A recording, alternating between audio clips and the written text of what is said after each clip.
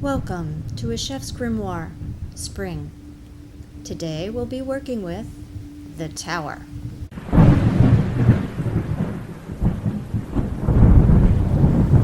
So here we are with the Major Arcana, and as all my videos I like to start on this page simply because it reminds us of where we are in the Fool's journey. We have the Fool over here, numbered 0. And the Fool is the one that takes this lovely journey. Hopefully you have tuned into other videos of mine. We have gone through all of the major arcanas up to the Tower, which we're dealing with today. The way I construct my videos is for the first 20 or 30 minutes, I'll talk about the symbolism, the history of the card, and then we'll get into the menu and the cooking. If you wish to skip to the cooking and bypass all of the symbolism of the card, you're welcome to do so. I have timestamps in the video, so you can see them in the description, and or take your finger and just scroll the bottom of the video page to which timestamp you'd like to start your viewing at. So having said that, the major arcanas on this page are broken into 3 categories. The first 7 in this line of the major arcanas are our consciousness. It's the way that we're taught. It's our elders, our mentors, the people that teach us. The second line, we start to go into our subconscious. We start to really ask questions and be more aware of our situation. And the third line is our superconsciousness. This is taking both of these lines, combining them into one, and then coming out with the world, knowing everything, only to start all over again. Any new thing that we do, we start the Fool's journey. So let's get into it now. We have the Tower. That's what we're talking about today. And let's see exactly why the lightning bolt strikes that tower. So this is our Tower page. And we're going to continue on with the Fool's journey. There's a story that's written here. I'll read through that, and then we'll get to the symbolism on this page, which is the depiction from the Rider-Waite-Smith deck. As they finished their meal, the Fool began to realize that their world had expanded greatly in the past several days. Looking across towards Ruby, it was clear that life may not be a solo journey much longer. They paid the bill and walked to the street. "Would you like to come to my house, Ruby?" "Okay," she replied confidently. As they walked, Ruby took the Fool's hand, and they both smiled from the inside outward. As they approached the Fool's dwelling, the Fool noticed their landlord sitting on the front steps. "Hello, Fool. I've been waiting to speak with you. I'm sorry to say, but I need to raise your rent. I've been hit hard with repairs and need to raise rents immediately or lose the building," the old man stated. "How much more will I need to pay?" the Fool asked in shock. "It's a 20% increase starting the first of the month." The old man lowered his head as if to apologize without words. "Well, I'm afraid I can't afford that," said the Fool.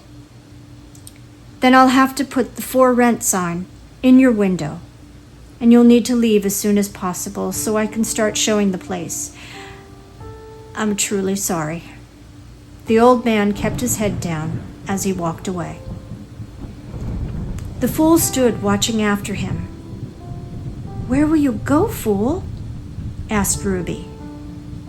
I don't really know, but maybe leaving this village is the best thing for me.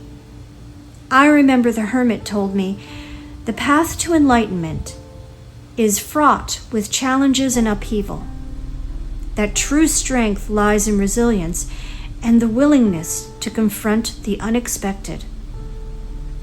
The fool spoke the words as if in a trance, recalling the hermit in their mind's eye, and feeling comforted that the words are so fitting at this very moment. I've stayed in this village too long. It's time I move on. But where will you go? Asked Ruby again, with a quiver in her voice. I've always wanted to visit the ocean. The fool looked at Ruby. Will you come with me? There was a long silence. My answer is yes, fool. I would love to come with you. I too have wanted to leave this village, but have never had the courage until now. Ruby, I can't predict the future, and I don't know what lies ahead, but I feel confident that together we can embrace uncertainties and all the storms to come. I love that little story. And it's going to continue with our next card. But for today, we have the Tower. So there it is in all its glory, up in flames, ready to collapse. This, outside of the Devil card, this card is one of the most feared, at least to tarot readers. All the other people who are novices to the tarot, they look at death and they look at the devil as the two that are the most scary and, striking of the cards in the deck. But true tarot readers, no, it's not the devil, and it's not death. It's the Tower. Having tower moments is not fun. But as we get to it, you'll know why it's where it is in the position of the majors and why it is what it is. So let's get into that now. Destruction is the first act of creative energy. Aleister Crowley.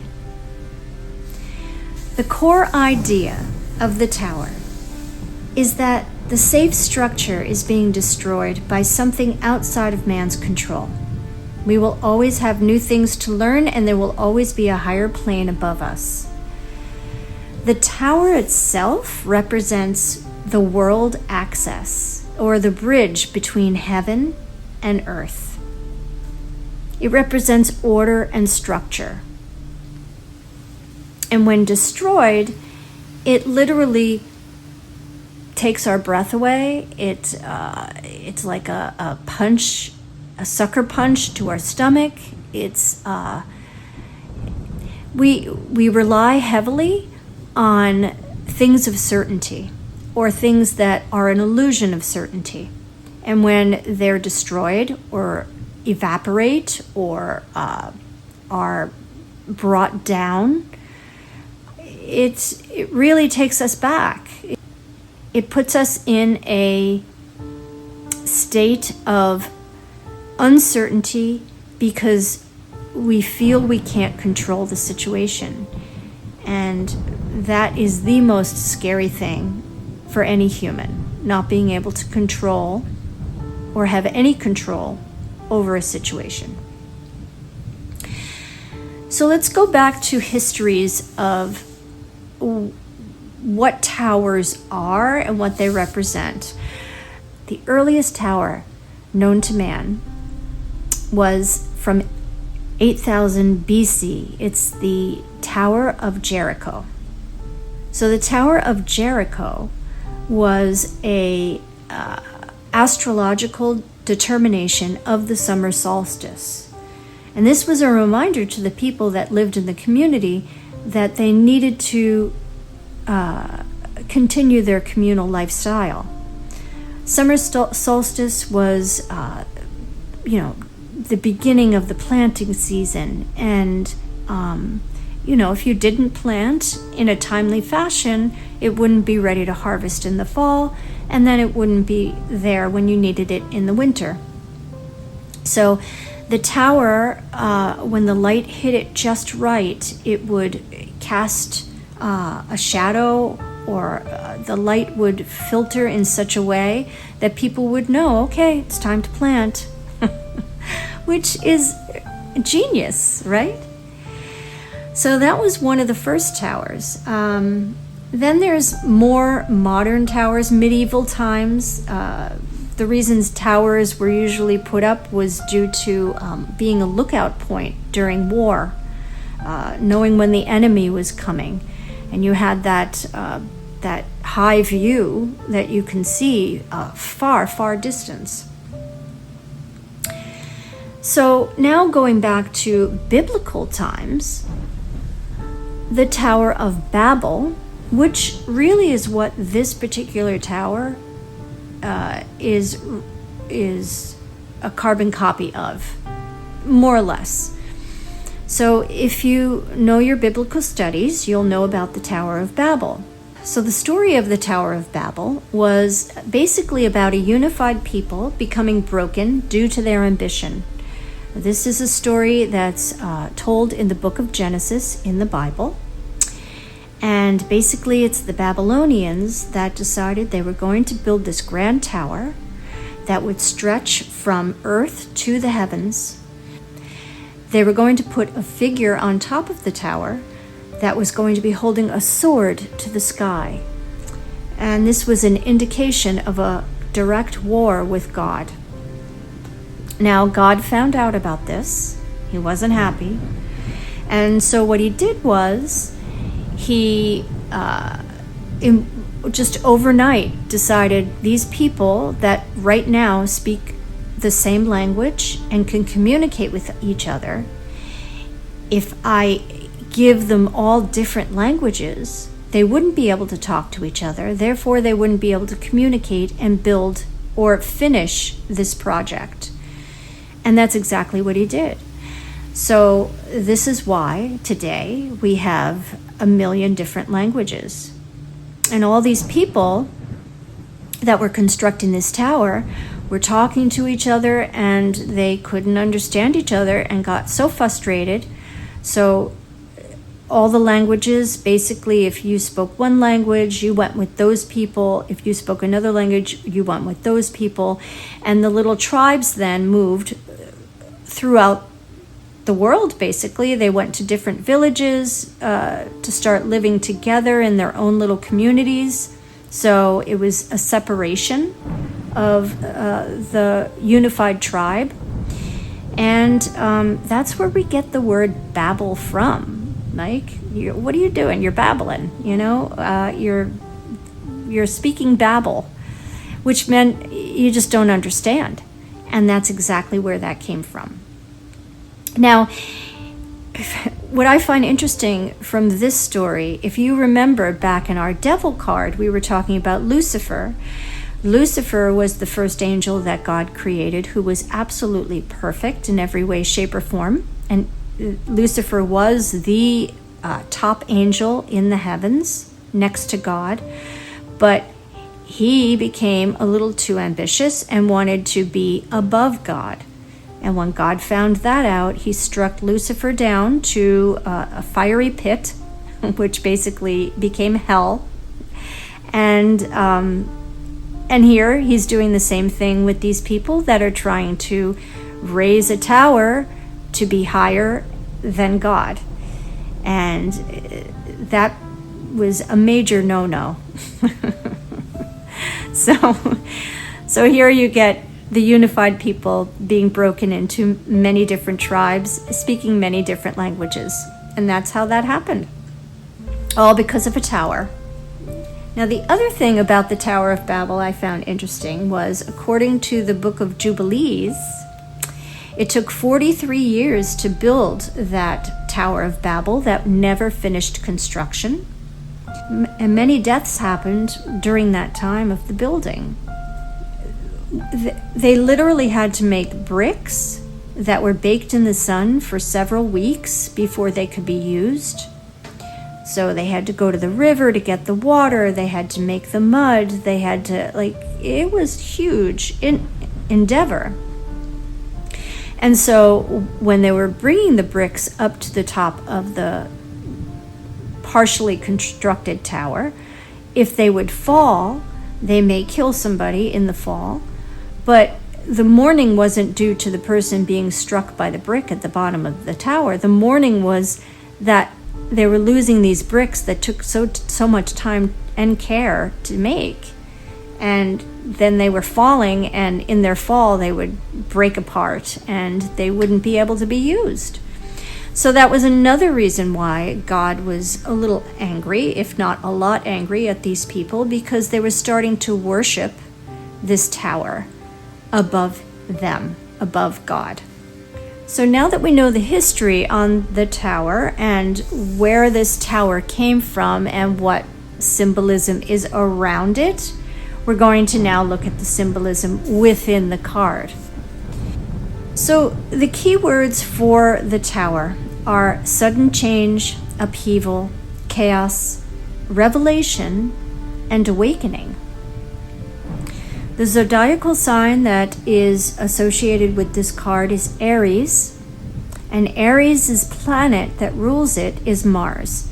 Now Mars has the planet of war, so this looks like a war scene. Mars is very aggressive, it's sacrificial, and it actually is the jolt that we all need to move from winter into spring. Aries season is the beginning of spring. So we've gone through the hermiting and the hibernation of winter. So we need that aggressive energy for all of our plants to grow and springtime to arrive.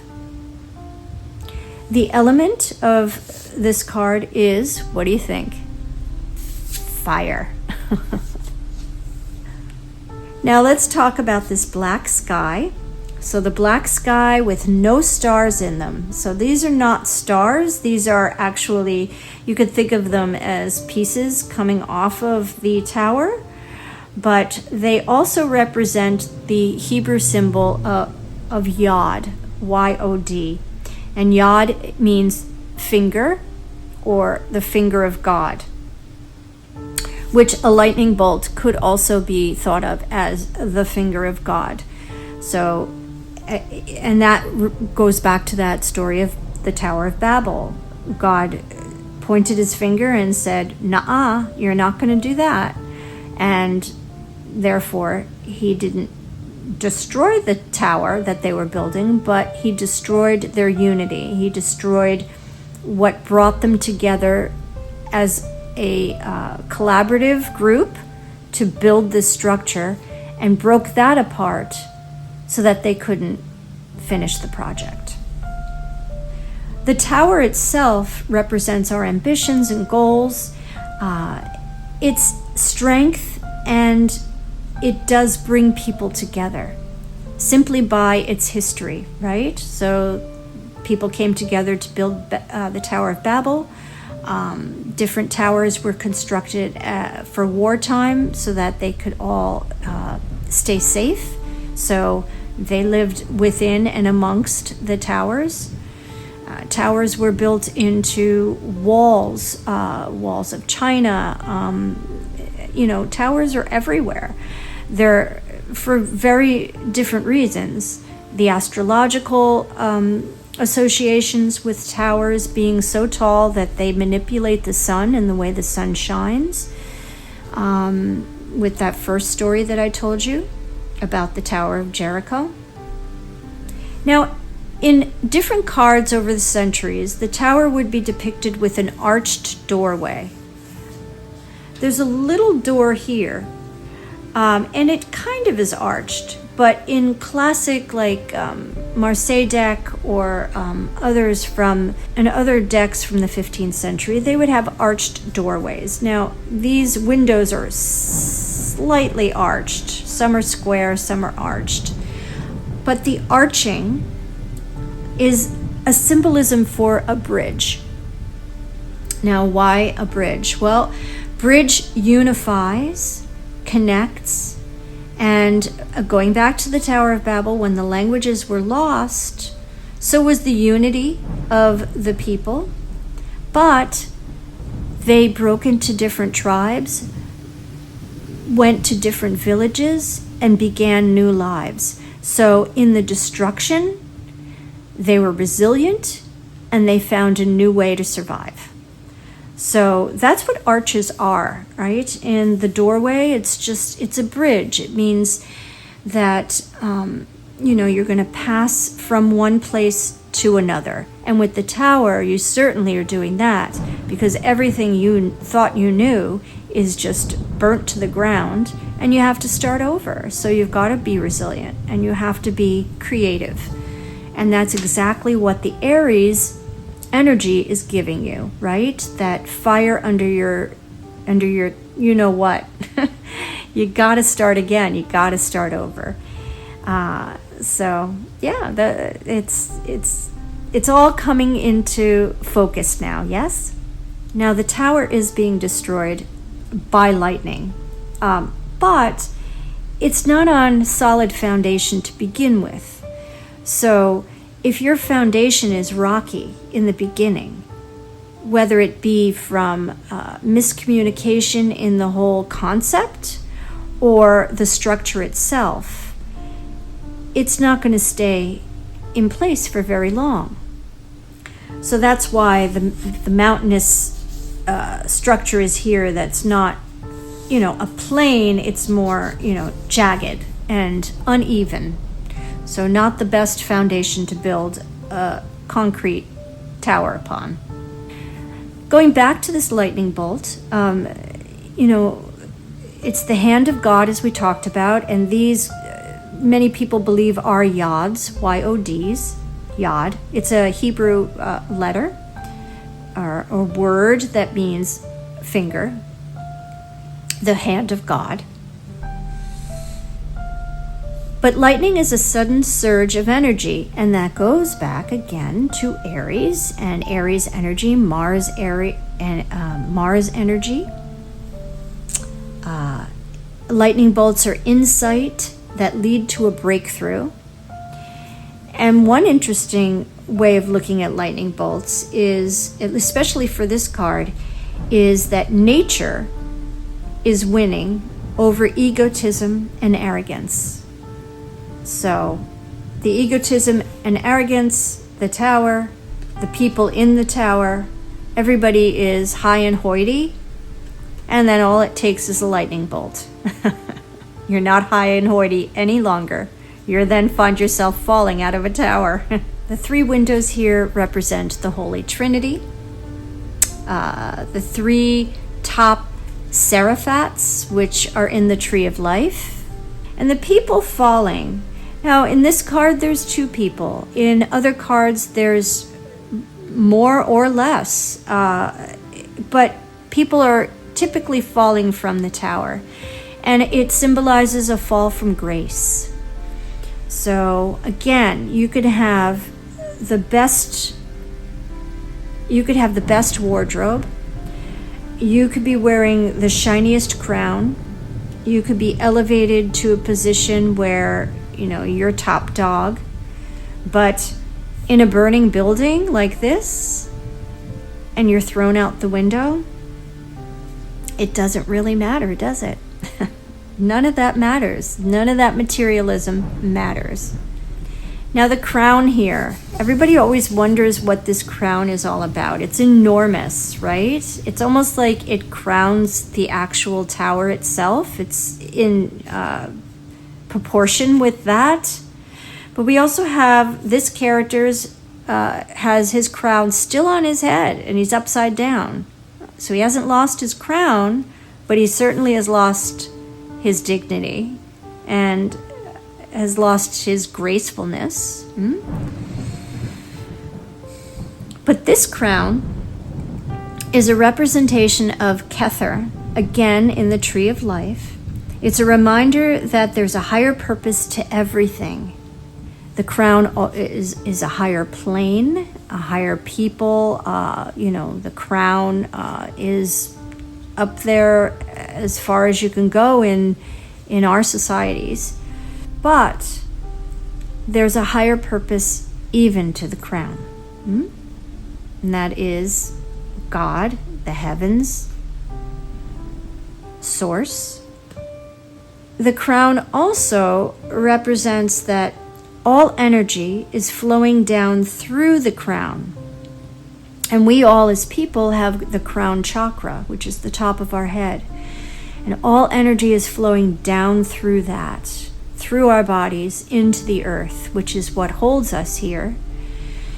And we come from into this world head first, right? If you're born the natural way and without being cesarean or something like that, you're going to come into the world mostly anyway head first.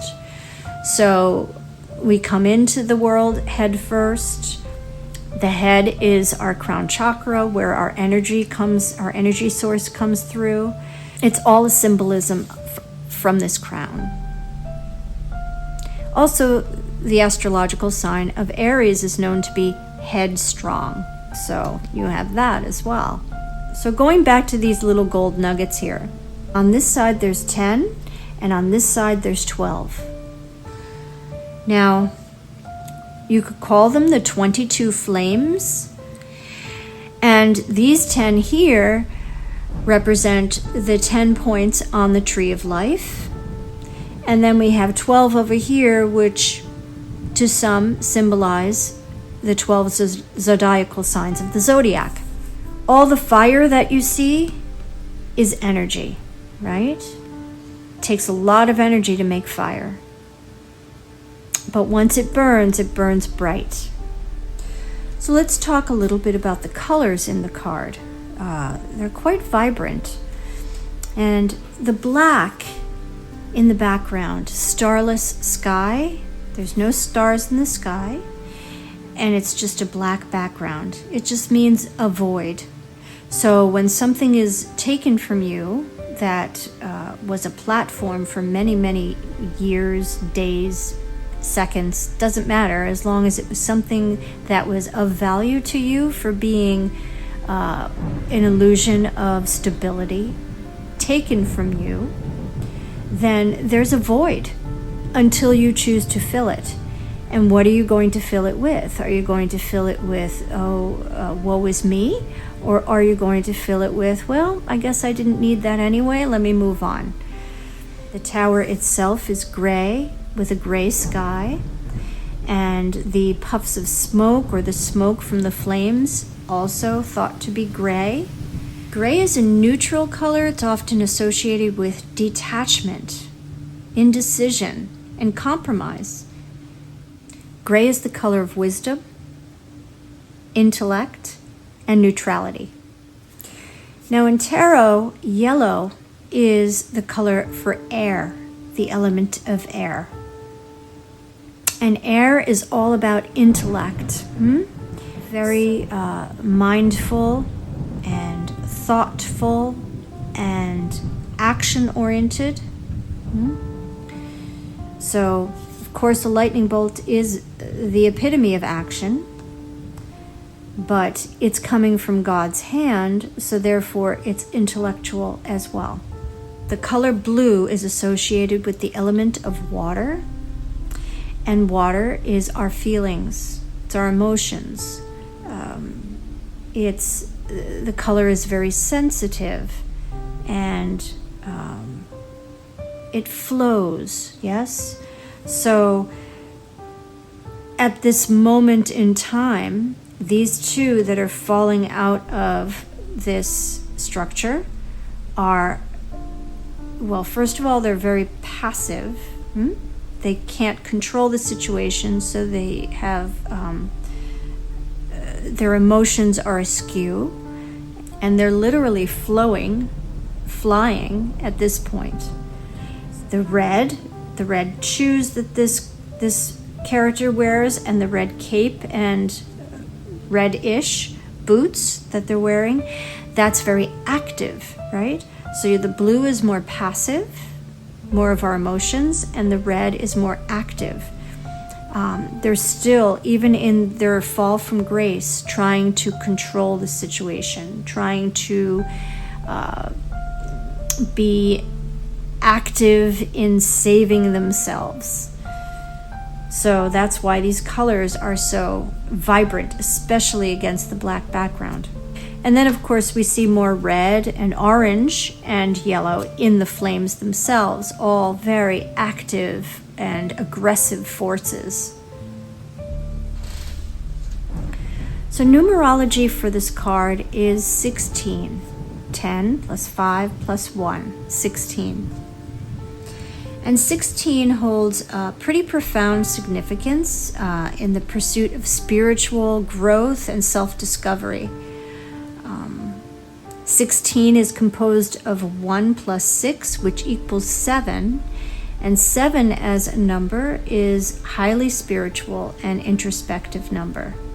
In numerology, 16 is associated with spiritual awakening. It's a number that encourages you to look within and explore, exploring the depths of your soul. As with all the cards prior to the Tower and going forward to the world, the numbers are extremely fitting for the card. If you take the number 16 and put it in a completely different context, all the things we just talked about with that number could mean other things, but then you put it with the Tower, and it really tells you what the card is about. Again, you have structure that you feel is the be-all and end-all. It's there. You actually take these things sometimes for granted, right? Think about, a coffee shop that you love, right? You go there almost daily. And then all of a sudden, you have, you decide to go to a different coffee shop. But you're like, hey, I still love that old coffee shop. I'll go back someday. And you just take for granted it's going to be there. And then you find as you walk your normal routine to wherever you're going to go and you bypass the shop that used to be there and that you coveted and loved, it's no longer there. And you're like, whoa, So things in our life that we maybe focus on for a very long time, and then our focus gets shifted and new things catch our eye, but we think the old things will always be there. And, life changes, things change. So a lot of times those things go up in smoke. So now that we've gone through all the symbolism, we need to talk about the menu for today. How do you menu plan for a tower? Well, I don't know. I kind of went literal with this one. I am not in my normal surroundings. I'm actually visiting a family. So I am on the road and I don't have my normal or my beloved kitchen, nor all of the beloved tools that I use in my kitchen. So I'm being inventive. I'm filling the void, and I'm persevering. So I decided to come up with a menu that I could feed all of my family, and my family would enjoy. And I decided, you know what? After the tower comes down and all the smoke clears, it's a brand new morning. So I wanted to do breakfast. I think that would be fun. And what is more fun than building a pancake tower? So our menu today is everything that goes with a pancake breakfast. We've got fruit, we've got the pancakes, we've got sausage, we've got coffee. But how am I going to put all that together? This is the menu. Watermelon towers, a pancake tower with a strawberry sauce, little body sausages with lemon crowns, and a Jolted tower coffee. Let's get cooking.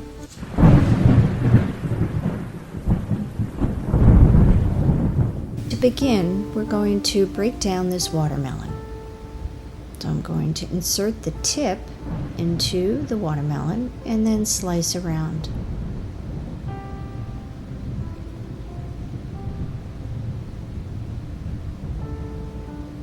And once that's done, I'm looking for the center of this watermelon. I want to get the best choice pieces. So I'm going to cut off the cheeks, inserting the point of the tip and then cutting through.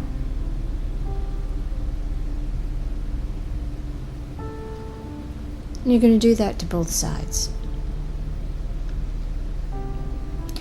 Now I have the two choice center pieces. I'm going to trim them down to the size I want. And I'm looking for the shape of a tower. From this block, I probably, after trimming it down, get about 3 little towers from it. 1, 2, 3. Now the rest of the ingredients are pistachios, a balsamic glaze, goat cheese, and a red onion. For our red onion, there's the root end and the stalk end. And you're going to cut off the stalk end to reveal a nice flat surface that you put against the board. With your knife, you're going to cut down and through, peel it, and then we're going to slice it. Super, super thin. Now I'm still deciding whether I want a long slice on the finished plating or do I want to chop. So I'm going to chop a little bit of the onion and leave the rest in long strips. For the pistachios, we're going to mince them fine. You're going to start very slow just to crush them, and then you're going to build up momentum. Looking for texture, but a very fine mince.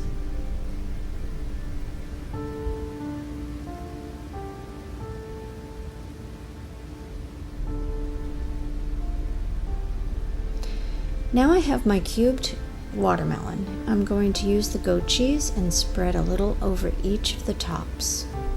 Now if your goat cheese is crumbly, you could leave it on the counter for a little bit to soften, or if you have a microwave, you can zap it for half a second, just to soften it up. Now we're going to garnish it with our beautifully minced pistachios. And these are salted pistachios, just so you know.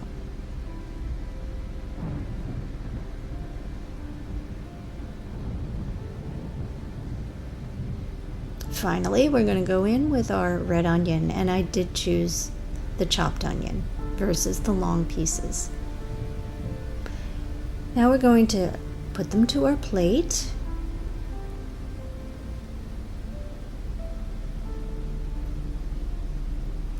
And we'll finish the dish with a little bit of balsamic glaze.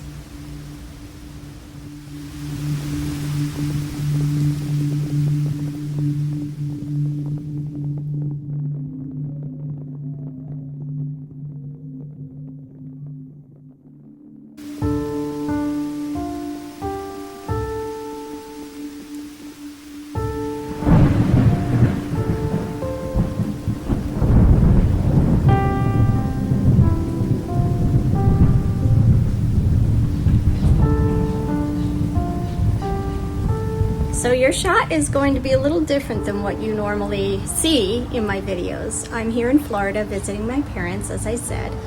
And our first dish is our lovely watermelon towers. Oh my goodness, look at them. I think they're lovely. And what a great appetizer, right? For any occasion. So this is going to be quick. We're going to try one. It's absolutely gorgeous. So pretty. And if you want to keep the plate clean so that your balsamic is the only thing that's dribbling around the actual watermelon, plate the watermelon on your cutting board like I did. And then you just put them finished onto your platter and drizzle them with the balsamic, and they're absolutely stunning. Here we go.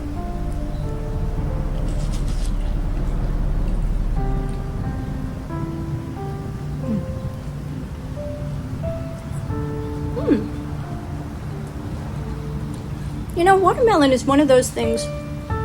I know a lot of people like to put salt on their watermelon. It brings out the sweetness, right? And you're getting that with the goat cheese. Not only does it bring out the sweetness in the watermelon, but it gives a creaminess. You get the crunch, the texture from the pistachios, and then a little bit of that red onion. You don't need a lot, just a little bit. It hits it. Nice.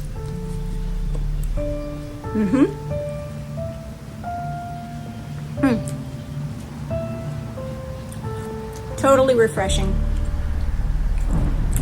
Oh, definite keeper. Watermelon Towers.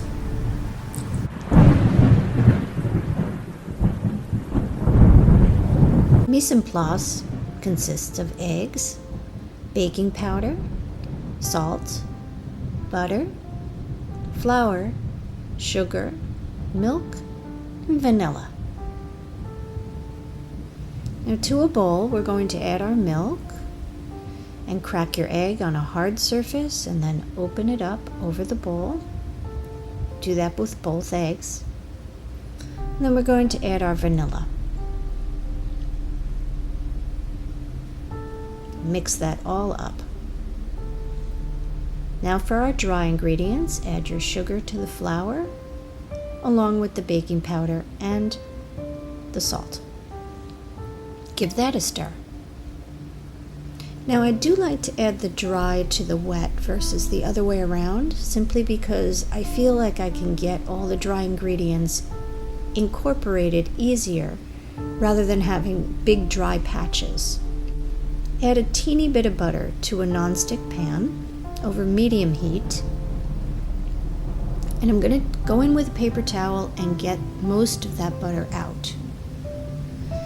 Now this is the way that you're going to make a perfect circle of a pancake. Pour from a spout directly into the pan, and once the pancake is dry around the edges and the bubbles have started to pop, you can flip it. And do the rest of the batter the same way. Once all the pancakes are finished, I'm going to fry up some apples. So I took an apple and sliced it super thin. And I'm going to add it to the pan with a little of that residual butter. For our strawberry sauce, we have sugar, lemon, and these beautiful Florida strawberries. Slice up your strawberries, add the sugar and the lemon, and then pour that mixture into a pot. Bring it to a boil, and then monitor it for about 15-20 minutes until the strawberries are broken down and the sauce is the consistency you want. Now we're ready to plate our tower. We've got our apples. I have small, medium, and large sized pancakes. We're going to start with the largest ones at the bottom, and I decided to do 3 pancakes and then a piece of apple. And I'm going to continue until I use everything up. Now this is why the perfect circles of the pancakes make sense. If they're off or askew, they're not going to look like a tower when you're done.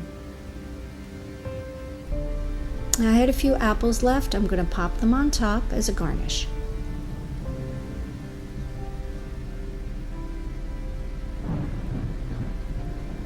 Now remember that strawberry sauce.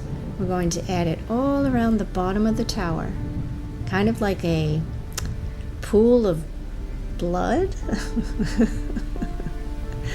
Whatever you guys want to think about that, there you go.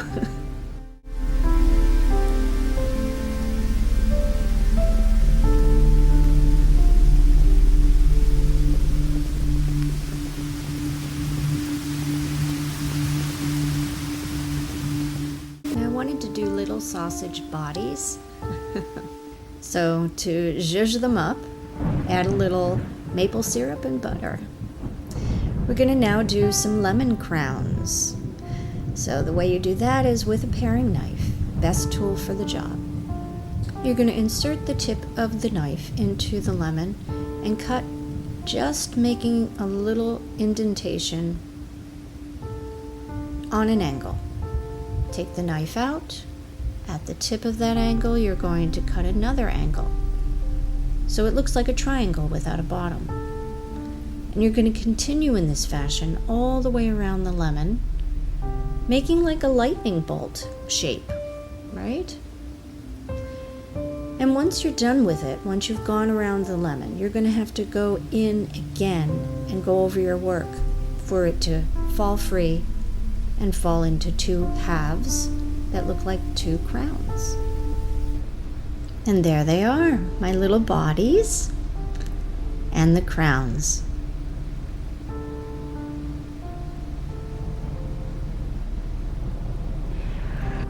So we have a little bit of that pancake tower here with our pan-fried apples and that lovely strawberry sauce. Look at that. Ah, nice. And don't you love these little crowns? I remembered how to do these from, culinary class I took years ago, and I was like, oh, perfect.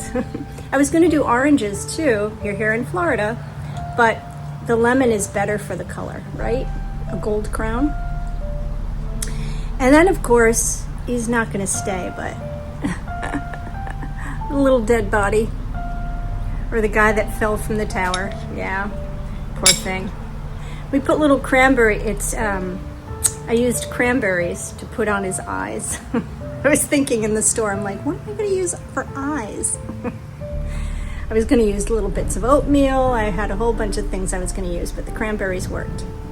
So, not gonna lie, these are store-bought, right? I didn't make them myself, but in a pinch, they're perfect. And, get any breakfast sausage that's your favorite.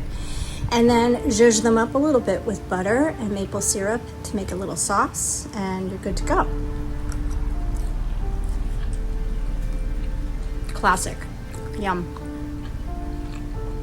Now, the other thing I wanted to point out is the pancakes can't really be considered pancakes that I made.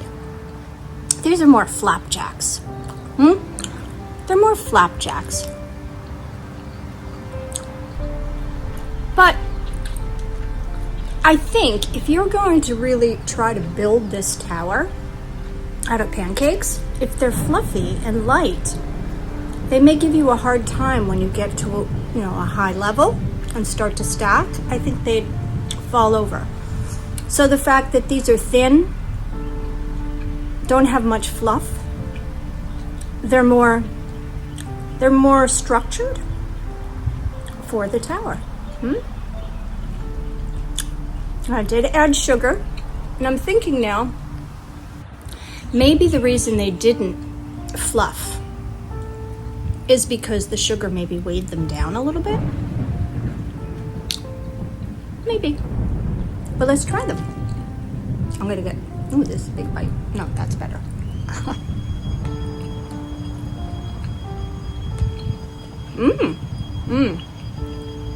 Okay, guys. Don't make this tower with this recipe without those apples. So good. And the strawberry sauce, delectable. Fresh Florida strawberries. Yeah. So hey, you know what? The tower is such a dark card for many. It's nice to have just a good comforting breakfast of pancakes, sausage, and we have to have our coffee drink, but not before another bite.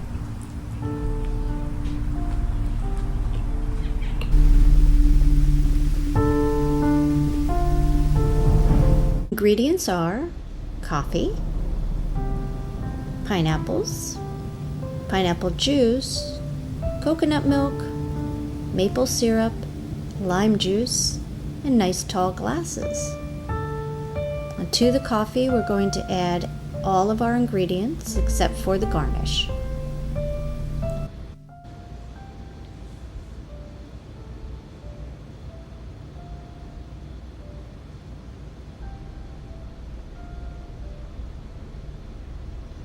Now you're going to want to give this a really good stir because the fat from the coconut milk sometimes floats to the top. Definitely taste your work on here, because the acidity from the coffee, you need that perfect balance. I'm going to add a little more coconut milk. I find that it might be a little too acidic. The milk will counteract that. Now pour that lovely brew into an iced glass that is preferably tall.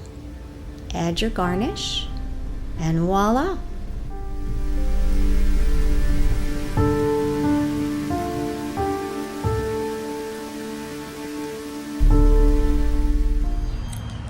The Tower. The Tower. I love that my mom had these glasses. I took full advantage. So, here we go. Cheers. To all the things you don't want going up in smoke.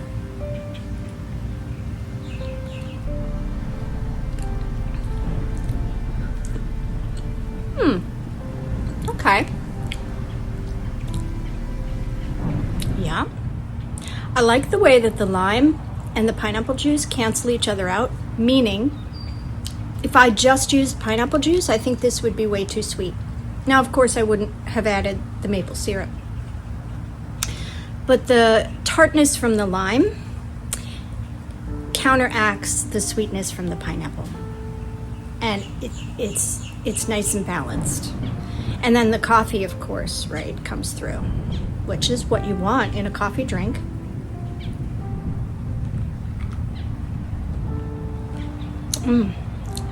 Yeah, tasty. Very tasty. I never thought to, put acidic pineapple juice with coffee, but it's quite tasty. As is the garnish. Very good. Oh. No, we don't want the mint leaf. Really nice.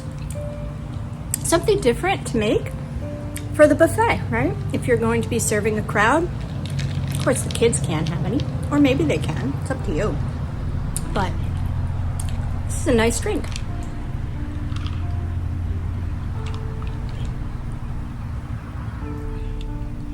Cheers to you and getting through the tower. It's a big one. The Tower. The Tower is a large and in-charge moment that we all have to face at some point in our lives. For the Fool, it was upheaval. It was many things for the Fool so far in their journey, but in the storyline that I'm telling, being thrown out of your home. Huge Tower moment, right? Being fired from a job. Any displacement that brings you to your knees, basically, in many ways, is a Tower moment. But nature prevails. And one of the reasons I wanted to sit amongst this banyan tree. I mean, the banyan tree looks like it's centuries and centuries old, but they grow very quickly, and their root system keeps them alive, right? Their vast root system, and you can see it all through the tree. Nature is a wonderful thing, and it's one of the tools that we should use in learning how to survive. The Tower is our way to enlightenment. And as the Fool had their journey from justice to being the hanged man, and then temperance, it brought about enlightenment. They changed. And through that change, now they're able to go through a Tower moment with enlightenment. But enlightenment doesn't just happen and then we have it the rest of our lives. Enlightenment is something that we must tend to, like a garden. We need to nurture it and continually keep it in our lives. The thing about enlightenment, though, is that in these big tower moments, if we've had an enlightening experience, it's going to guide us. The moment may feel drastic and, again, bringing us to our knees. But in the end, nature knows and Source knows and God knows what's right for you. And it may very well take a tower moment for you to realize that as well. So, just like with the tower, when something is destroyed, be it, a horrible tsunami, a horrible forest fire we just had in California, acres and acres, thousands and acres of land destroyed, people's homes destroyed. I mean, when that happens, those are tower moments. And through those experiences, it's terrible, it's horrible. But we overcome. And we start new. The Tower of Babel. Everybody woke up one day. They couldn't understand one another. They all spoke different languages. I mean, how crazy is that? Think about that. Well, I mean, hey, if you go to a foreign country, of course you're prepared, but, you're amongst people that can't understand you, and you know how frustrating that can be. But they stuck together. The people that spoke Spanish stuck together. The people that spoke English stuck together. The people that spoke blah, blah, blah, Babel, they stuck together. And they built new lives. So the tower may be devastating. It may be just about the worst thing that's ever happened to you. And you'll know a tower moment when it comes. It doesn't come lightly. But when those moments come, if you can remember, it's for your higher good. And that might be just the nugget you need that will carry you through it.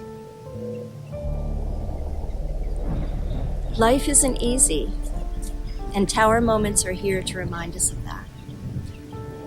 But each time we go through the Fool's journey, we're becoming more and more enlightened. And those tools are precious. The tools of enlightenment are precious. So tend your garden, keep them active, keep them in here. You never know when you're going to need them. See you next week.